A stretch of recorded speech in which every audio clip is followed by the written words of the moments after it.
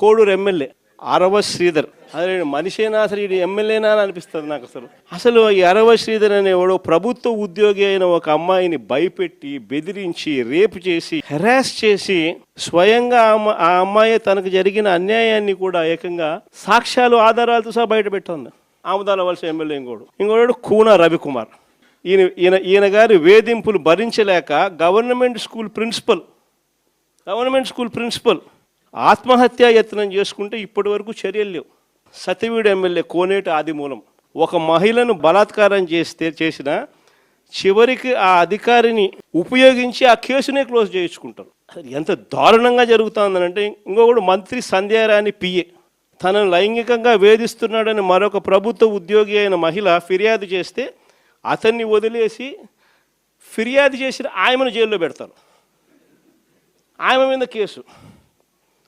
ఇంకోడు Guntur east MLA Nazir.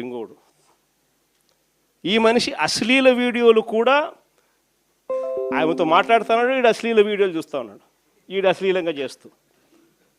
అసలు వీళ్ళు ఎవడు అసలు ఏ ప్రపంచంలో ఉన్న. ఇంకోడు మంత్రి సుభాష్, వాసంశెట్టి సుభాష్.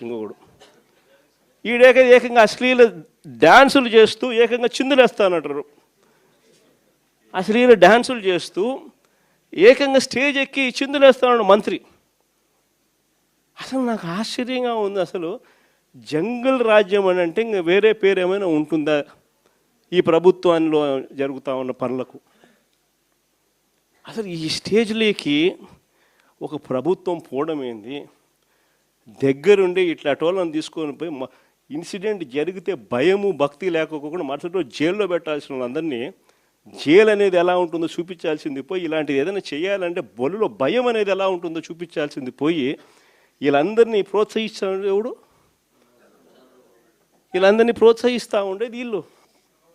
సాక్షాత్తు దగ్గరుండి చంద్రబాబు నాయుడు, ఆయన కొడుకు, ఆయన ప్రభుత్వం. నిజంగా ఇలాంటి పాలనలో మనం ఉన్నాము, ఇలాంటి రాష్ట్రంలో మనం ఉన్నాము అని నిజంగా జంగల్ రాజ్యం అని అంటే ఇదే. విచ్చలవిడి అవినీతి కనిపిస్తూ ఉంది. ఎమ్మెల్యేల దగ్గర నుంచి మంత్రుల దగ్గర నుంచి విచ్చలవిడితనం కనిపిస్తూ ఉంది. విపరీతమైన కరప్షను, పోలీసులు రెడ్ బుక్ రాజ్యాంగం. ఏ మనిషి తప్పు చేయకపోయినా కానీ దొంగ సాక్ష్యాలు, దొంగ కేసులు పెట్టి బెదిరిస్తూ ఉన్నారు, తీసుకొని పోతున్నారు, అరెస్టులు చేస్తూ ఉన్నారు. ఒకవైపున ఇవన్నీ, మరోవైపు చూస్తే ఎన్నికలప్పుడు చెప్పినటువన్నీ అబద్ధాలు, అన్నీ మోసాలు. మరోవైపున మంచి పథకాలన్నీ రద్దు. ఇంకోవైపు చూస్తే వ్యవస్థలన్నీ కొలాప్స్. ఈ మాదిరిగా సాగుతూ ఉంది చంద్రబాబు నాయుడు పాలన. ఇలాంటి దుర్మార్గమైన పాలన మధ్య వైఎస్ఆర్సీపీ కార్యకర్తలు ప్రజల తరపున నిలబడే ఒక గొప్ప యజ్ఞం చేస్తూ ఉన్నారని చెప్పి గర్వంగా చెప్తాను. ఇలాంటి పాలన మధ్య ప్రజలకు నిజంగా వైఎస్ఆర్సీపీ పార్టీ అవసరం ఉంది. ప్రతి కష్టంలోనూ మనకు ప్రజలకు తోడుగా ఉండాల్సిన ధర్మం మన మీద ఉంది. కాబట్టి నేను మీ అందరికీ కూడా ఒకటే చెప్తా ఉన్నా, చూస్తా 2 ఏళ్ళు అయిపోయింది. ఇంకా కళ్ళు మూసుకొని కళ్ళు తెరిచేసరికి ఇంకా 3 ఏళ్ళే ఉంది. ఈ 3 ఏళ్లలో కూడా ఇంకొకటిన్నర సంవత్సరం గడిస్తే ఆ తర్వాత నా పాదయాత్ర కూడా స్టార్ట్ అవుతుంది.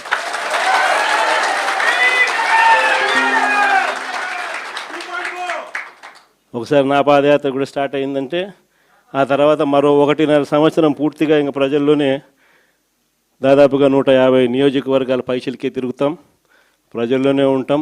ప్రతి 3వ రోజు ఏదో ఒక నియోజకవర్గం నుంచి కాన్స్టిట్యున్సీలో ప్రజల ఉప్పెనను చూపిస్తూ పబ్లిక్ మీటింగ్లో ప్రజా సమస్యలను లేవనెత్తు చంద్రబాబు నాయుడు కడిగేస్తూ పోతూ ఉంటాం. మన ప్రభుత్వ పాలనకు ఈ ప్రభుత్వానికి మధ్య తేడా ఎంతుంది అన్నది ప్రతి ఇంట్లో కూడా చర్చనీయాంశంగా మార్చాలి. అలా మారుస్తూ మనం ప్రతి గ్రామంలోనూ మన అనుబంధ విభాగాలు ఏదైతే మనం వేసుకుంటూ పోతున్నామో వాటి మీద పూర్తి ధ్యాస పెట్టండి. అనుబంధ విభాగాలు అన్నది మన క్యాడర్ ఏదైతే ఉందో వాటినన్నిటిని స్ట్రీమ్లైన్ చేయాలి. వాటన్నిటినీ కూడా ఒక ఆర్గనైజ్డ్ సెక్టర్ కింద తీసుకొని రావాలి. తీసుకొని వచ్చి ప్రతి ఇంట్లోనూ ఈ చర్చనీయాంశం అయ్యేట్టుగా ఈ కార్యక్రమాలన్నీ చేస్తూ చంద్రబాబు నాయుడు గారు చేస్తూ ఉన్న అన్యాయాలకు ప్రజలకు తోడుగా నిలబడే కార్యక్రమం మనం చేయాల్సింది. ఇది మనం చేద్దాం. నేను మీకు హామీ ఇస్తా ఉన్నా, జగన్ 2.0లో మాత్రం ఖచ్చితంగా మీ అందరికీ నేను హామీ ఇస్తా ఉన్నా. కార్యకర్తలదే ప్రథమ స్థానం అవుతుంది. కార్యకర్తల ద్వారానే ప్రజలకు చంద్రబాబు నాయుడుకు మన పాలనకు మధ్య తేడా చూపిస్తూ మంచి జరిగించే కార్యక్రమం కూడా జరుగుతుంది.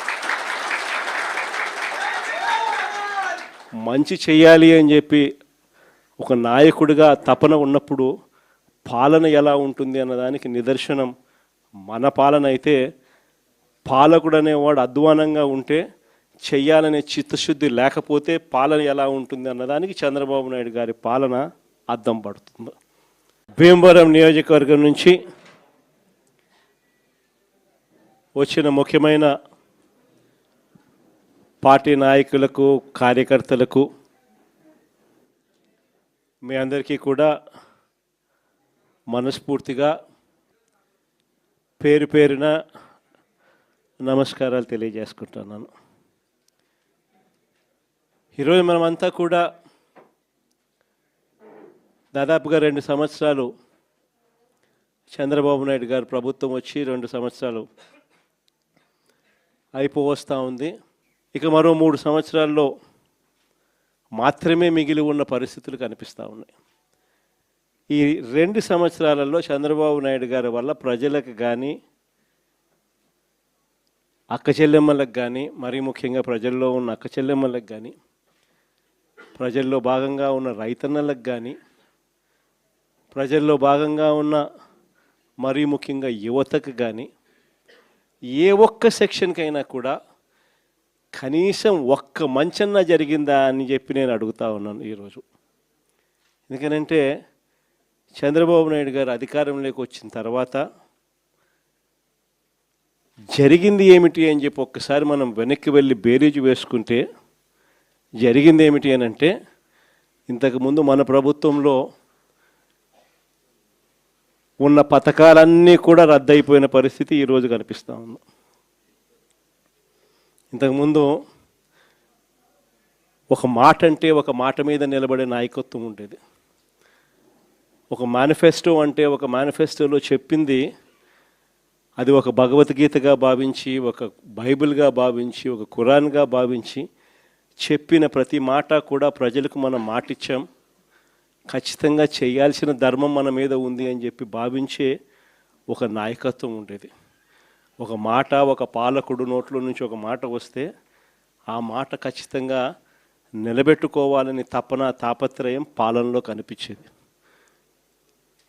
అలాంటి మన పాలన నుంచి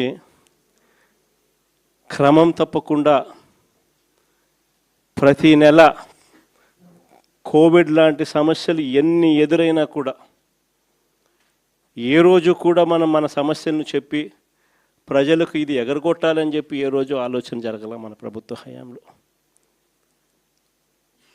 ప్రతి హామీని కూడా ప్రభుత్వంగా మనకున్న సమస్యల కన్నా కూడా ప్రజలకు చేయాల్సిన మంచి ఇంకా చాలా అవసరము.